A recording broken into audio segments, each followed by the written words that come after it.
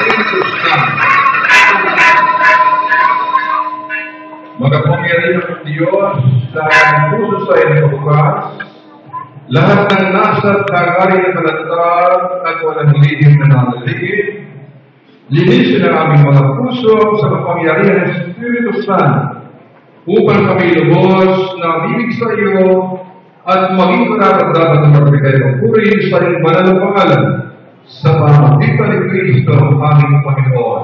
Amen. Pagpapalagay ng sinasabi ng Ibigin mo ang Panginoong Diyos ng buong puso at ang buong isip at ang buong lakas. Ito ay unang pagtulong-tulos. Ang pangalawa ay tulong-tulang. Ibigin mo ang iyong pangalawa-tulong na iyong sarili. Sa dalawang tulos na ito ay napapagawa ng pagtulong isa at mga propeta. Halilan na sisihin natin ang ating mga kasalanan sa Diyos at sa ating kapwa. Magsilutin na.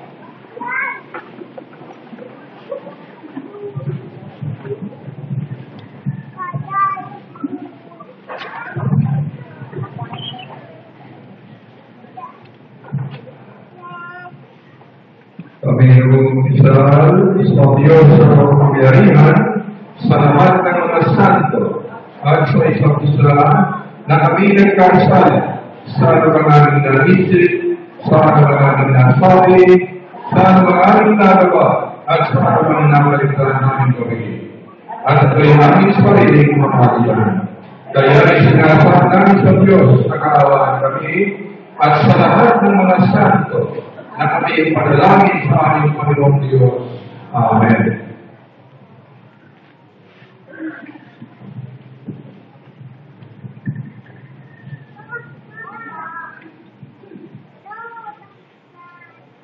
Kaawaan tayo ng kapangyarihang Diyos, tawarin ang ating mga kasalanan, at pagtubayan tayo sa buhay na walang hanggan. Amen. Magsitayo po.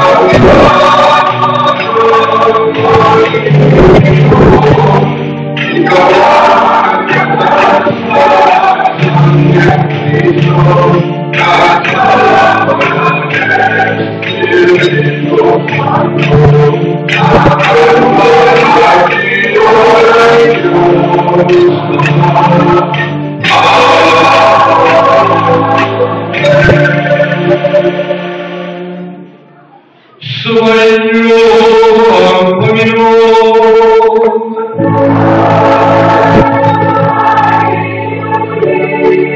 Tayo'y manalangin.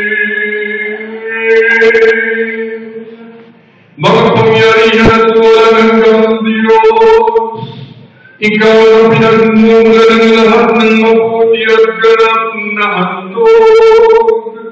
Taos puso kaming nagpapasalamat sa iyo sa pagsapit ng isang at 10 taong pagkakalatag ng aming simbahan, ang Iglesia Católica Filipina Independiente.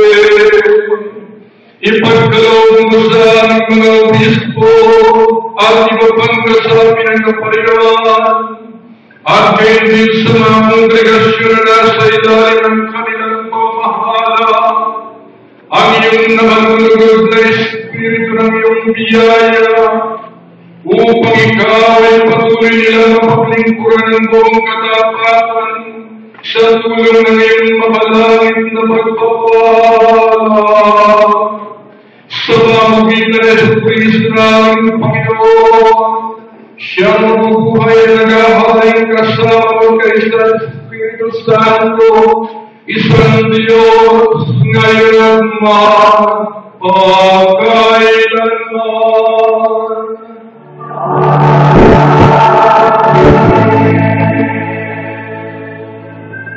Magsiubukong lahat sa ating pakinggan ang pagbasa mula sa banal na kasulatan. Unang pagbasa.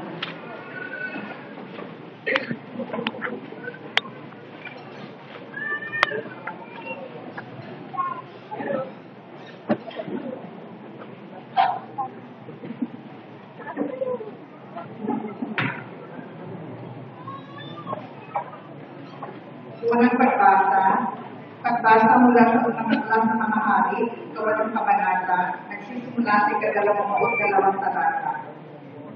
Pagkatapos nito, kaharapan ng buong bayan, humindig si Solomon sa harap ng bayan. Itinaas ang mga kamay at nanalangin na ganito: Yahweh, Diyos ng Israel, sa langit at sa lupa'y walang ibang Diyos na katulad ng iyo. Tapat kayo sa inyong mga pangako sa inyong mga alipin. Walang mali ang pag-ibig na itinatagapan ninyo sa kanila habang sila'y nananatiling tapat sa inyo. Tinupad ninyo ang inyong pangako sa aking amang si David. Ang itinangako ninyo noon ay tinupad ninyo ngayon. Kaya nga, Yahweh, pagkatuloy ninyong tuparin ang inyong pangako kay David, na habang panahon ay sa mga anak niya magmumulan ang mag-aalit sa Israel, kung sila'y mananatiling tapat sa inyo, gaya ng ginawa niya. Pagtibayin ninyo, Diyos ng Israel, ang mga pangako binitiwan ninyo sa ating amang si David na inyong alipin. Maaari pang manirahan sa lupa ang Diyos. Kung ang langit, ang kataas-taasang langit ay isapat na maging tahanan ninyo, ito pa kayang hamang tahanan ang aming itinayo. Gayunman, dinggin ninyo ang dalangin ng pagsamo ng inyong alipin, o Yahweh aming Diyos. Dinggin ninyo sa araw na ito, panawagan ng inyong alipin. Huwag ninyong iwaglit sa inyong paningin araw-gabi ang templong ito, yamang kayo may sabi, ang pangalan ninyo ay mamamalayan dito. Sa gayon, maririnig ninyo ang bawat dalangin ng inyong alipin, tuwing mananalangin sa pook na ito. Dinggin ninyo ang inyong alipin ang inyong bayan, tuwing kami mananalangin sa lugar na ito. Dinggin ninyo kami buwan sa inyong luklukan sa langit, at patawarin ninyo kami. Dito natatapos ang pagbasa. Salmo Responsorio.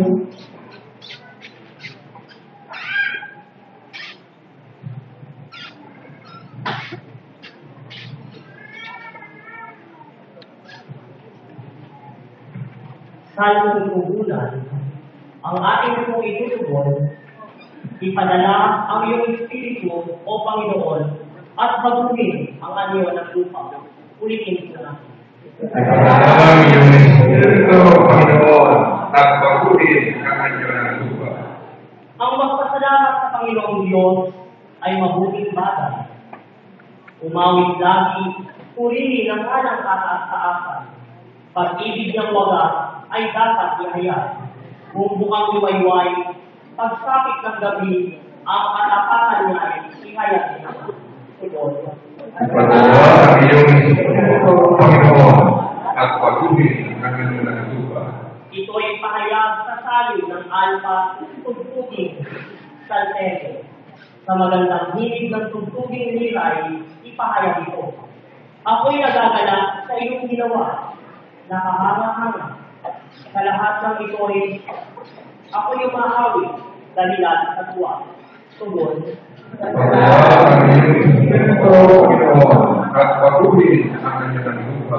O pagkadakila, kay dakila Yahweh ng iyong ginawa. Ang iyong isipan ay sadyang mahirap na magmanawa. Sa pakat na isip, ang bagay na ito ay di nalalaman. Hindi malilit, hindi maunawaan ng sino mang mga tugon. Ipadala ang iyong Espiritu, Panginoon, at patuloy ang inyong lupa. Ang mga masama, kahit na dumami, sila may ulad, yaong sasapitin nila'y kahantungan at pagkapahamak. Sapagkat ikaw lang, Yahweh, ang dakila, walang makatulad. Tugon. Ipadala ang iyong Espiritu, Panginoon, at patuloy ang inyong lupa. Nababatid namin linipuli lahat ang iyong kaaway, at lakas ng taong masama ang gawa ay napigilan. Ako'y ginawa mong sinlakas ng torong mailang sa gubat.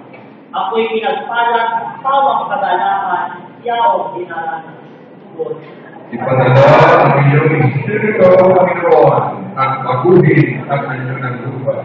Aking nasaksihan yaong paglalugig ng aking kaaway, pati panlagboy ng mga masamay aking napakinggan. Katulad ng palma, ang tao matuwid, tatatag ang buhay. Parang mga sedro, kahoy sa libalo, lalabo, maingat. Tugon. Ipadala ang iyong Espiritu, Panginoon, at patuloy ang inyong lupa. Ikalawang pagbasa.